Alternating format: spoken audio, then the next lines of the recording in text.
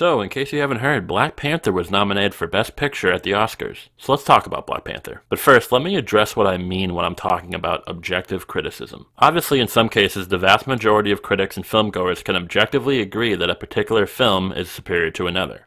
Well, sorry, I put those in the wrong order. However, in any sort of art form, any objective analysis will still be influenced by a critic's objective opinion, even when the critic is trying to be as objective as possible. So for example, a few years ago, Casey Affleck won Best Actor at the Academy Awards for his performance in Manchester by the Sea. Now, a friend of mine adored the performance and thought it was one of the best he had seen in recent years due to Affleck's restrained acting. I, on the other hand, thought it was a bit of a mixed bag, feeling that he was a bit too restrained at times, thus leading to a rather wooden performance. So here we have the two of us having conflicting opinions on a particular actor's performance, but we are still both trying to be as objective as possible. However, if I were to say Casey Affleck was previously in The Assassination of Jesse James by the coward Robert Ford, and that film also starred Brad Pitt, who mercilessly cheated on the love of my life, Jennifer Aniston, and because of Affleck's association with Pitt, I feel his performance in Manchester by the Sea was bad, so you get the idea. In this case, I'm not even attempting to judge the film objectively, but rather allowing outside factors, besides my take on the merit of the performance, to influence me. So back to Black Panther.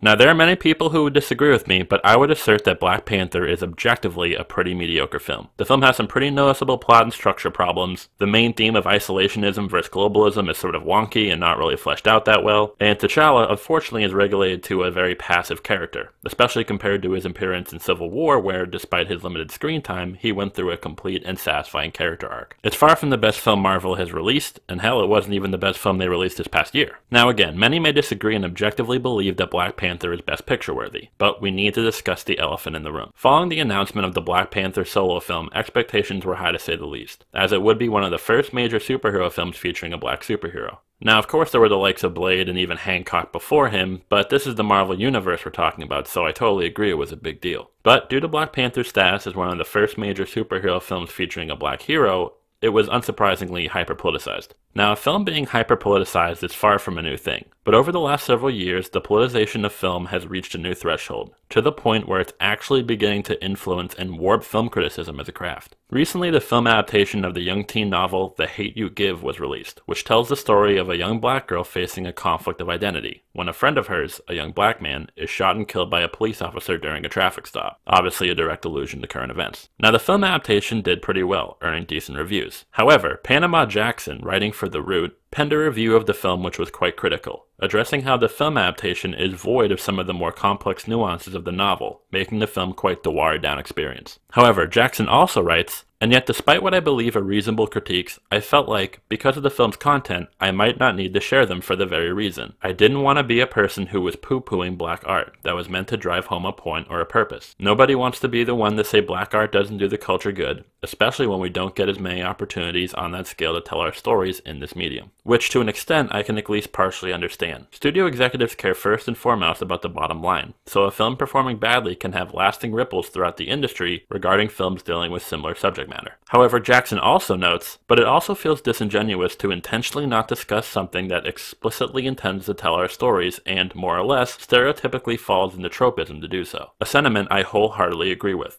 Judging a film less harshly due to its subject matter is just as bad as being more critical of it. In either case, you are not treating the film as an equal. Now, this is not to say that a film featuring themes that mirror current events should not be praised for doing so. Films like Network and Do the Right Thing directly address the social ills of the time, and in many ways are just as timely as they were in their respective years of release. However, these films portrayed and handled their subject matter with an immense amount of craft. The films are praised for their quality above all else, not simply because they tackled topical subject matter. But in the case of The Hate U Give, Jackson did not find the film to be very good, but was hesitant to give it an honest evaluation due to its subject matter, in fear of, as he put it, being that guy when it comes to criticizing black art. Now let's apply Jackson's observations to the hype surrounding Black Panther. Following Black Panther's release, it held a 100% fresh rating on the popular film review site Rotten Tomatoes. Oh Archie, you are one complex and flawed animal in yourself.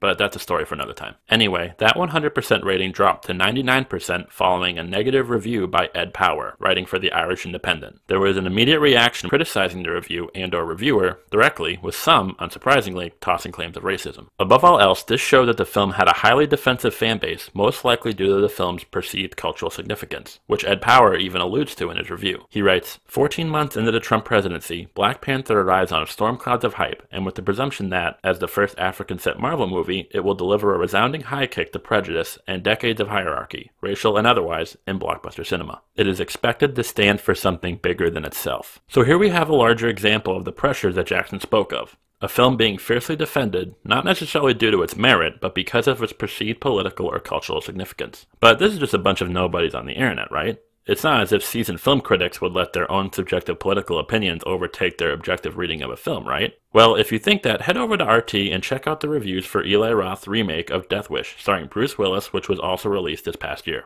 The film is a remake of the 1970s Charles Bronson classic, where a man becomes a gun-toting vigilante following the murder of his wife and assault of his daughter. While the fan score indicates most enjoyed the film as a piece of entertaining campy pulp, critics panned the film, and upon closer inspection of the reviews, you will find many of them soaked with anti-gun rhetoric, making me skeptical if these particular critics even bothered to take an objective look at the film. It should be noted that the original Death Wish was also highly contentious at the time due to its debatable romanticism of vigilantism, but the criticism at the time was laced with nuance and deep analysis in what the film was trying to say in relation to the rising violent crime rates in the 1970s. Compare that to the criticism of the remake, which is mostly just, yeah, pretty much.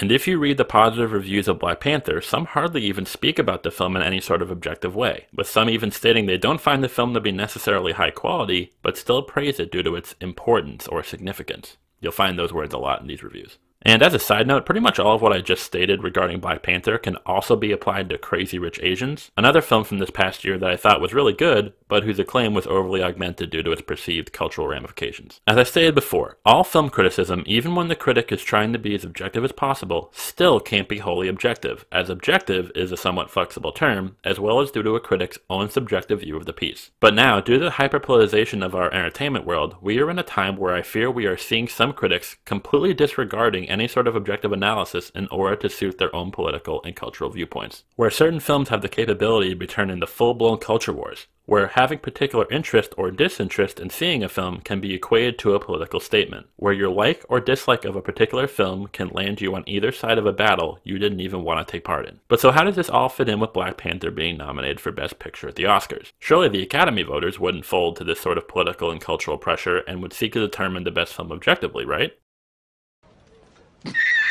So it was recently announced that the Oscars are planning to have a hostless evening. As happy as I am to see the ceremony actually having a reasonable runtime for once, it got me wondering how the Oscars, usually looked to as one of the most prestigious and notable film award ceremonies, has divulged into an absolute controversy clusterfuck. Now that is not to say that in the 90 years since its debut, the Academy Awards ceremony has not dealt with its share of controversies and, other situations. Quite likely.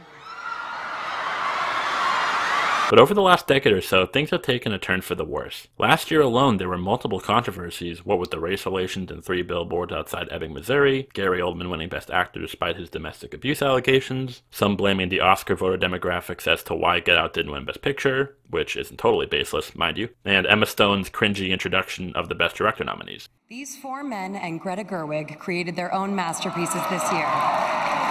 The year before that, there was Casey Affleck winning Best Actor despite his sexual assault allegations from 2011, Mel Gibson being nominated for his film Hacksaw Ridge despite his alternative opinions regarding those of the Jewish faith, the whole hidden fences thing, host Jimmy Kimmel making fun of Mahershala Ali's name, and of course, while the accidental announcement that La La Land won Best Picture over Moonlight is what most people remember from that year, some may forget that leading up to the ceremony, these two films were pitted against each other in the most ridiculously overblown way. La La Land received glowing reviews following its limited release in the fall of 2016. But leading into the new year as award season was gaining steam, La La Land received criticism due to its lack of diversity. And so it began. These two films, two quality films that could not possibly be any more different, were thrust into political camps very quickly, and all of a sudden the race for Best Picture was about more than just quality. It's about inclusion and who we are as a country, or fucking something, I don't know. Politics will, more often than not, influence voters. And while many award shows have the same problem, with the Golden Globes, Emmys, and Grammys all dealing with controversies regarding their lack of inclusiveness, this is especially true with the Oscars. Let me theorize as to why. The Oscars have been struggling to remain relevant over the last few years, with viewership steadily declining almost every year. with last year's ceremony seeing a 20% drop from the previous year's telecast. And no doubt the Oscars have noticed and tried to rectify this. Back in 2008, the ceremony garnered the lowest audience since 1974 and suffered a massive 25% decrease from the previous year's show. The following year, while ratings went up, there was backlash when The Dark Knight, one of the most acclaimed films of the year, was not nominated for Best Picture. This was attributed to what many have referred to as the Oscars genre bias. If you aren't familiar with the term Oscar bait, it is in reference to a very particular sort of film that the Academy tends to favor for awards recognition. Period pieces, costume dramas, characters facing institutional adversity, mostly serious dramas, while certain genres, particularly action, sci-fi, and horror, just to name a few, rarely, if ever, win awards on the off chance they're even nominated. The fact that Toni Collette was not nominated for Best Actress this year for her performance in Hereditary is a crime against humanity. The Academy, fearing they were losing touch with their audience, opened the Best Picture pool from 5 to up to 10 nominees in an effort to attract a wider audience. Now, the Academy actually used to do this way back in the 1930s, with up to 12 films being nominated for Best Picture, but reduced it to only 5 nominees starting in 1945, though I am not certain as to the reason why. If anyone has any insight, please let me know in the comments. And this increase in Best Picture nominations seemed to work. The next year, viewership popped back up. Unfortunately, they were unable to sustain the influx of viewers over the coming years. The Oscars have made other attempts at increasing their viewership with a variety of hosts, even though the job has turned into one of the most trepid in Hollywood, and just this year announcing that they plan to eventually introduce a Best Popular Film category, a decree that caused collective cringe at such a ridiculously transparent attempt to garner a wider audience. And many, including myself, believing this award was specifically developed so Black Panther could win an Oscar, seeing as the superhero films, regardless of their quality, tend to also fall victim to genre bias. But again, so what? Controversies are rampant due to our current outrage culture, and the Oscars are just trying to keep their viewership up. So what's the connection between these 2 points?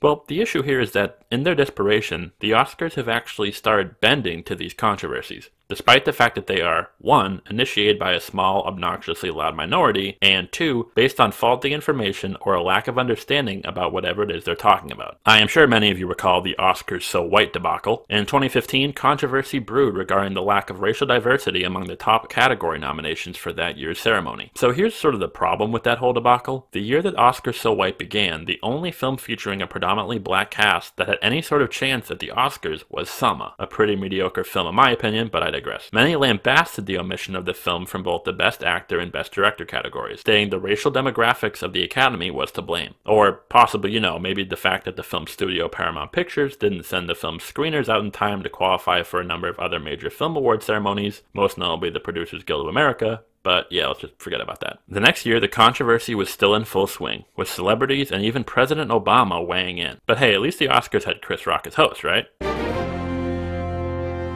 Almost 3 weeks after the Oscars comes yet another apology from the Academy. This time it's over host Chris Rock's edgy joke that featured those 3 Asian kids who Rock joked were accountants. I can't get a catwalk! Over the next few years, efforts were made to make the Academy's voter pool more diverse, adding nearly 1,000 new members just this past year. So here we have 2 big problems. Just because someone is a certain color doesn't mean they're going to automatically vote for movies featuring people of that same color. Even Jada Pinkett Smith, one of the biggest proponents of Oscars So White, called out Academy Representative Cheryl Boone Isaacs for insinuating this very thing. And number 2, and I don't know if you guys know this or not, but if movies starring underrepresented groups don't get made, then they can't be nominated for awards. As I mentioned, the year the controversy started, only 1 predominantly black film was in contention, and there were other reasons for it not being nominated. So what the hell is the Academy supposed to do in this situation? Why are they getting the blame? If all these celebrities that harp on about lack of inclusion are truly upset about it, hit the studios, make something happen, fund your own production companies instead of just fussing about it. Why don't they do this? Well, there are 2 explanations. Either the people complaining about the problem are legitimately clueless as to its actual causes, or, and I feel this is sadly the more likely explanation, because in this day and age, generating and propagating controversy has its benefits outside of just being a troll, and finding a cheap scapegoat for a far more prevalent and complex problem in your industry is a great way to absolve yourself of any sort of responsibility. Hell, controversy can even be used to protect your film from criticism, however warranted it may be. Film didn't get good reviews? Blame the race and/or gender of the critics. Criticized for being a blatant pandering to the social justice types? Blame misogyny. Your multi-million-dollar franchise film was criticized for being subpar and not respecting the source material? Blame